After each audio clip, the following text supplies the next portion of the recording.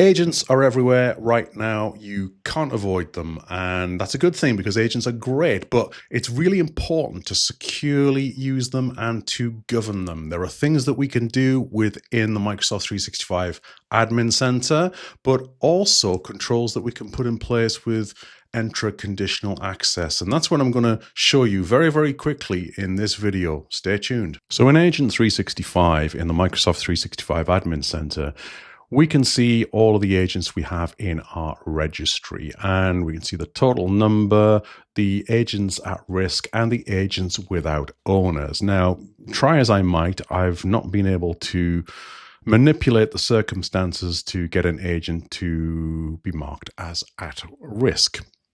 DLP and various other things have been too clever for my attempts to do so, but let's just imagine that we do have an agent at risk. Well, what could we do in that situation to deal with that or to prepare for that? Well, the answer, or one of the answers, is within conditional access. And what we can do if we move into conditional access is we can use a policy. I've already set one up, and I'm going to show you what I put in place within the policy to deal with risky agents, should I actually get one. So here we can see block risky agents, and I've already created it. As I say, it's created by user, it's in report only mode, and we've got our creation date there. Let's go in and see exactly what we have inside the policy. So we've got our title, which is to block risky agents. We select users or agents. So in here, I've selected all agent identities, which is what we want. Target resources, I am selecting all agent resources. Now, I'll just go back briefly, actually, because what you can do, just to point it out, is you can select specific agents as well. And you can, as ever, you can exclude things also. So that's really cool. And the same principle within target resources also, you can exclude things too.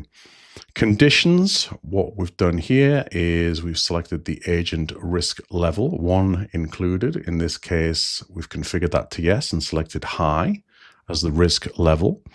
And for the access controls under grant, we've set this to block access. So that's what I want to do in this situation when I have a risky agent. And I've also put this onto report only mode first and foremost to see what happens before I activate the policy. Now, this is a demo tenant, and to my mind, I'm going to turn this on because I'm going to play around with this a little bit more and try and get a few more good examples of what's happening in the agent world, and try and get some agents that are at risk in some way, or agents without owners, for example. And that's another good one, actually, which I may come back and talk about in another video, because there's a lot we can dive into in the world of agents here. So I'll keep this one short for now, all about using conditional access to address agents which are marked as at risk. But we'll come back and we'll have a bit more of a deep dive into Agent 365 and all the good stuff you can do within. There you go, quick and simple, very easy to implement and very effective as well. I'm sure you'll agree.